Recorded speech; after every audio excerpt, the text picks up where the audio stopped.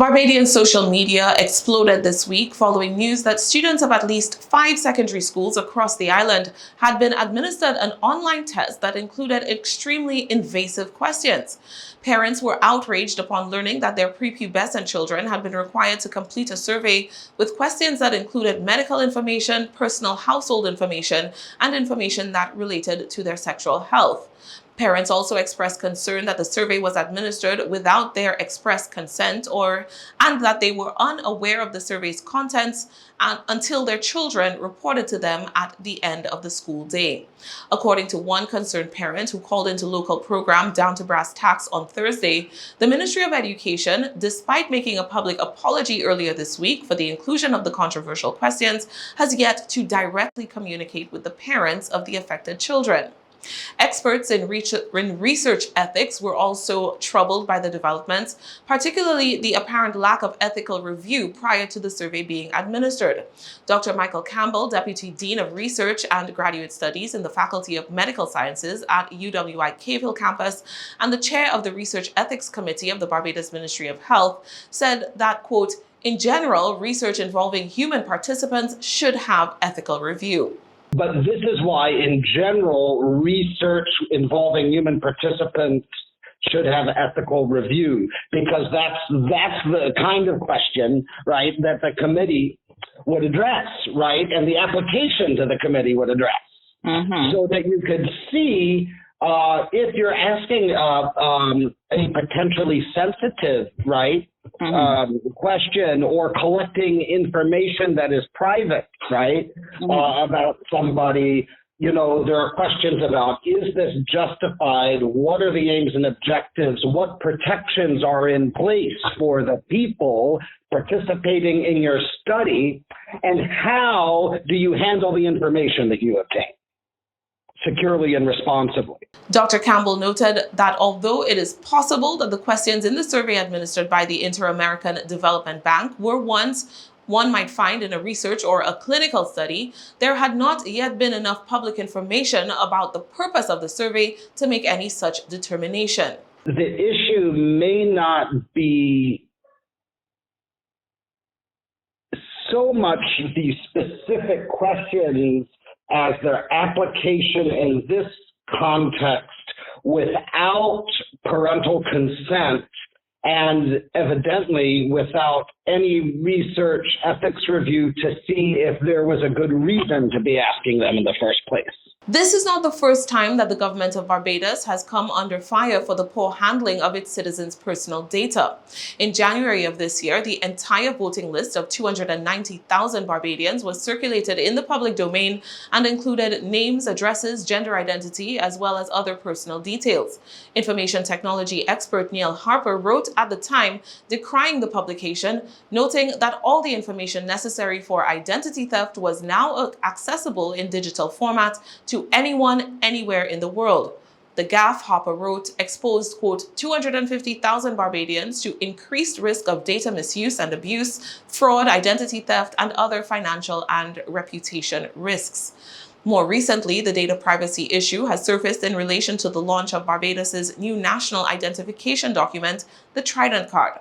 The card is supposed to be linked with consumers' credit history and has prompted some citizens to express concern about who would have access to this sensitive data. As in the case of the recently administered test, no answers about data security and access control plans have been forthcoming. Regarding the questionable online survey that was administered on October 3rd, the IADB responded with a statement on Wednesday taking responsibility for failing to delete the offending questions from the instrument. Barbados's Chief Education Officer, Dr. Ramona Bradshaw Archer, also took responsibility for the snafu, saying that the Education Ministry, quote, took too much for granted and failed to review the draft survey before it was administered. Bradshaw Archer claimed the survey was part of a code.org project to prepare students for computer science education and was administered by the IDB, but at the time, questions are still swirling in the public about how first form students were made to take the mandatory survey with no apparent teacher or parental oversight. Dr. Campbell noted that, quote, children are not capable of giving consent. They're cornerstone of research ethics review, right? So children legally are not capable of giving consent, right? If they are not at the age of majority or they're not an emancipated minor. But their feelings, wishes, right, are important. And so the relevant concept here is assent, right? Which is to say that usually, this kind of research, even if a parent has consented and said, I want my child to participate in this research, if the child is distressed, uncomfortable, the child doesn't want to do it, they have the right to say no, right? And they can stop. And all research with human participants is voluntary, right? The ethical principle. And so what the children think and how they feel is very important, right? And usually, right, a research ethics committee would ask the researchers to spell out their procedures for obtaining assent from minor volunteers for a study, right? And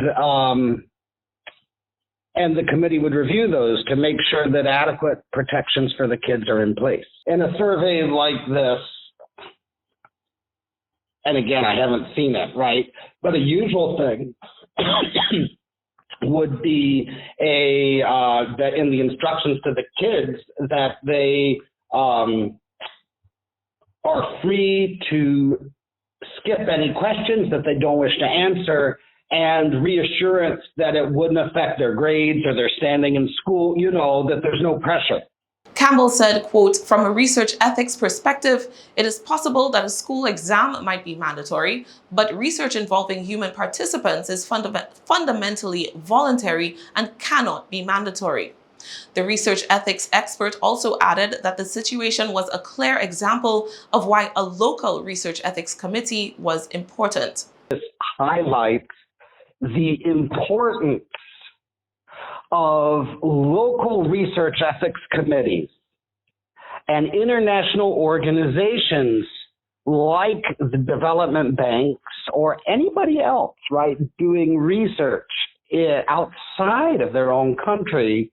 It's important to remember that these local research ethics bodies are critical in evaluating the risks and benefits of research in the context where it's happening. This is a good example of why there is real world benefit of having the local committees, because it increases the chances that you would pick up something, right, that would cause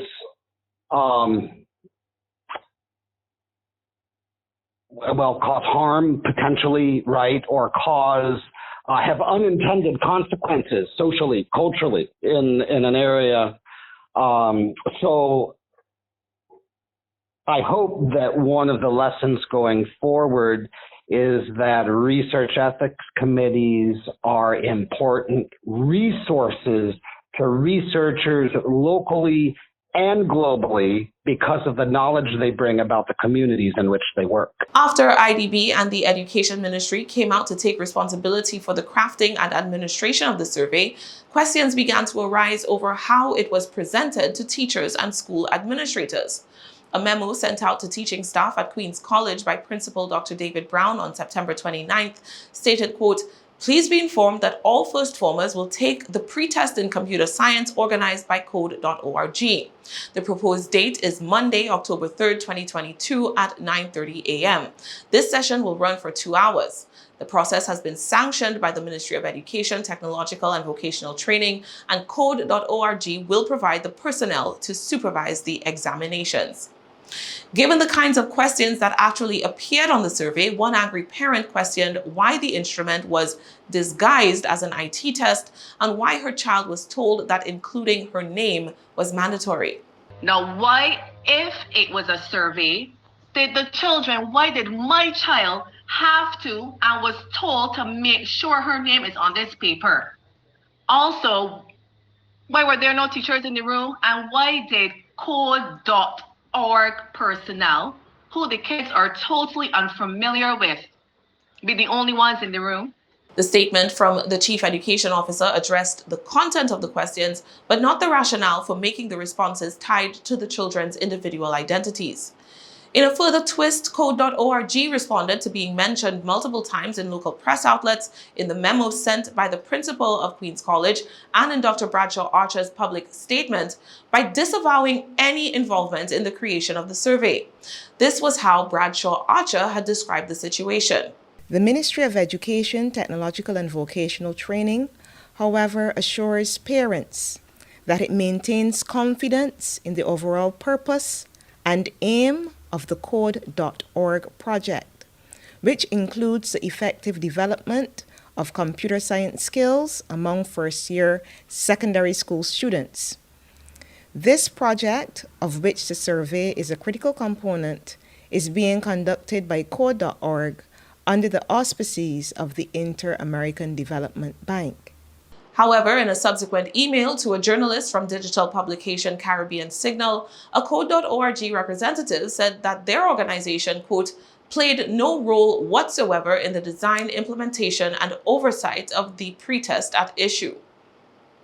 With the answers to who, why, and how surrounding the survey still murky, the Education Ministry nevertheless is attempting damage control.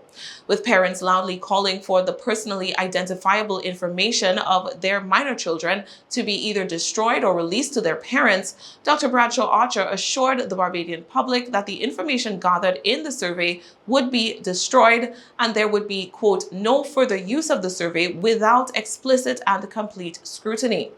What that explicit and complete scrutiny might entail was not disclosed. Despite the ministry's efforts to smooth over the kerfluffle, questions about the purpose of the study remain. Code.org says it was not involved in the survey or in gathering the granular level of detail about the minor children. The IADB is a large organization that likely gathers data in aggregate. So why were the children required to attach their names to the surveys, which contained personal questions about their parents, their mental health, and their sexual habits? The level of detail gathered, coupled with the apparent lack of a privacy framework, concerns Dr. Campbell as well. Some studies might need to track information at the individual level. For example, studies that want to track the progress of children during a school year or to measure outcomes after an educational intervention 6 months or 12 months later would need to be able to identify and track individual participants in a study. But studies that do record that kind of information and wish to contact participants in the future need to make sure that that is explicitly clear in all the consent materials and that participants, in this case parents, also give permission. And the other aspect of that kind of research is that it requires more attention to protocols and procedures for data security, particularly when the information is sensitive. So the researchers would need to articulate in a research ethics proposal what their plan is to provide for adequate data security in their both their paper and their electronic data collection. Cassandra Odell, a parent, says that she was concerned by the way the children were, according to her, misled. The fact that the students were misled to believe that they were taking a test, an IT test, when in fact it was like a survey that was being taken. It wasn't a test; it was a survey, and you don't put your name on a survey. And in addition to that, it wasn't even a survey about internet technology. It was a survey that was requiring very, very personal and sensitive information, and now these students' names are attached to it. Odell added that the ministry's apology rang hollow given the length of time it took for them to even issue a statement in the first place. A significant time after the whole thing blew up, issued a statement saying that they apologized and they were going to destroy the data.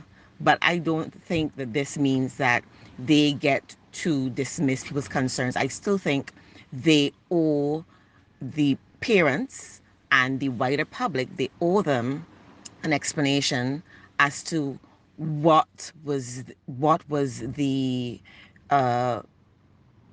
objective that they had in mind, and why were they being so clandestine about it. The laws concerning data privacy in Barbados remain murky despite the 2019 Data Protection Act. As more citizens become aware of how personal data can be weaponized, it is no surprise that many Barbadians feel increasingly uncomfortable about not knowing exactly how information collected by the government on behalf of the government or with the permission of the government is being used and by what means that sensitive data is being safeguarded.